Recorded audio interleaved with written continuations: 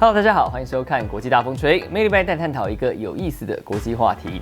最近呢，长荣超大型货轮长4号在苏伊士运河搁浅的事件呢，引发全球关注。大家开始计算，每塞一天，全球经济就要损失多少亿美金，也再度凸显苏伊士运河的角色有多重要。那其实啊，苏伊士运河的历史已经超过150年了，从19世纪末落成以来，不但改变了国际贸易的既有秩序，也见证了战争与和平。Suez Canal is potentially the most important canal around the world, has been for more than 100 years, and it is in reality is extremely simple. Either you go through the Suez Canal, or you go the long way all the way south around Africa. That's going to give you a detour of at least 5,000 kilometers by doing so. It really is as simple as that. 那今天这一集呢，就来看看贯穿亚洲、非洲、连接欧洲和远东的这一条苏伊士运河，不只是海上贸易的枢纽，更在近代史上握有举足轻重的战略价值。从殖民时代的英国到2次世界大战，甚至后来的中东冲突当中，苏伊士运河都是兵家必争之地。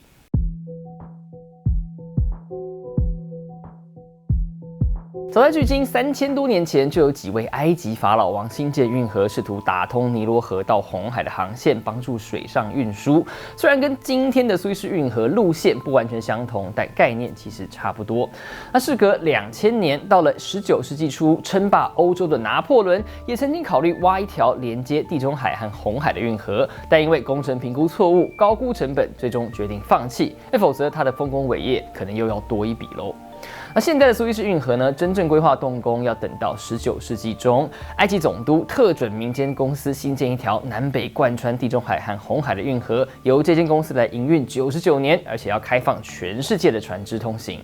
这个计划一出炉，当时的殖民帝国英国就强力反对，因为英国本来已经牢牢掌握欧洲到亚洲的陆路运输以及海路航线，也就是呢绕过非洲南端，再经印度洋到亚洲的这一条好望角航线。如果苏伊士运河一开，谁还要走更远、更危险的好望角呢？最终，苏伊士运河在1869年完工通航，大大加快了全世界货物流通的速度，也为地中海的欧洲国家获得更多经贸利益。不过，由于初期财务状况吃紧，埃及总督呢就将手上44%苏伊士运河公司的股权全数卖给英国政府。再加上到了1882年，英军进入埃及平定政变，反而巩固英国在当地的影响力，让苏伊士运河从英国吃不到的好处，成为重要的经济生命线。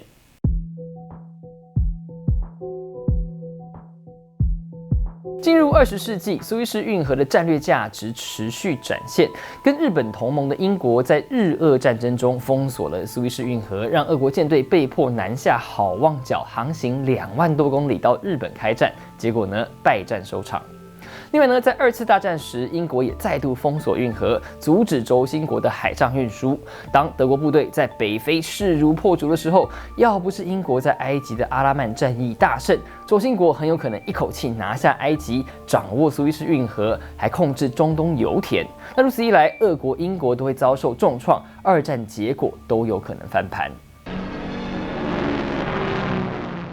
后来，在1956年更发生苏伊士运河危机。当时呢，以色列跟阿拉伯国家爆发第2次以阿战争。埃及在苏联支持下，突然宣布将运河收归国有，而且禁止以色列船只通行。这个举动顿时就引发英法2国不满，跟以色列联手挥军入侵埃及，企图把运河经营权从埃及手上夺回。不过最终呢，在国际社会普遍谴责以及美苏2强插手阻止之下，英法选择撤军。在以阿战争结束之后呢，当时才成立没多久的联合国，还派出史上第1支维和部队进驻，确保交战双方遵守停火协定，也维护苏伊士运河的自由航行。The long-awaited arrival of the United Nations Vanguard injects a new note into the trouble spot. Official cars bearing the UN insignia are unloaded as the groundwork is laid for the first armed contingents of UN police. 这场苏伊士运河危机不但让英国当时的政府垮台，也宣告旧有的殖民帝国体系崩解，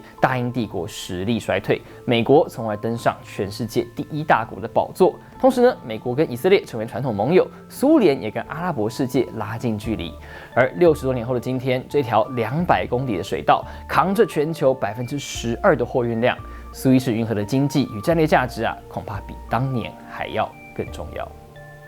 各位大风吹，我们下回见。الناس بدأت تشتكي احنا خسارة والنقل البحري وبنخسر طب انتوا كنتوا الاول كان في ناس كتير جدا بتقول قناة السويس يعني بدأت تحصر اهتمام العالم بيها وان الطرق البديلة هتبقى بديلة فعلا. احنا الحمد لله السفن وصلوا 422 سفينة موجودين، مفيش فيهم سفينة فكرت ان هي تروح في طريق بديل او تغير طريقها رغم ان احنا وقفنا 6 ايام. فلو هم شايفين ان الطريق البديل ده فعلا ينفع يبقى بديل.感谢所有付费支持我们的频道会员们，尤其是干爹干妈等级的会员：翁义顺、钟宣厚、九 man、应中豪、张宇安、炒饭小子、王俊哲、金爪机械、Jason Lin、魏酸仁、明视科技有限公司、查克苏照相馆、Patty 蔡、Fuso and 宾士卡车黄蜂、01、James Lin、范设计室内设计研究室，还有 CZH。谢谢你们，谢谢。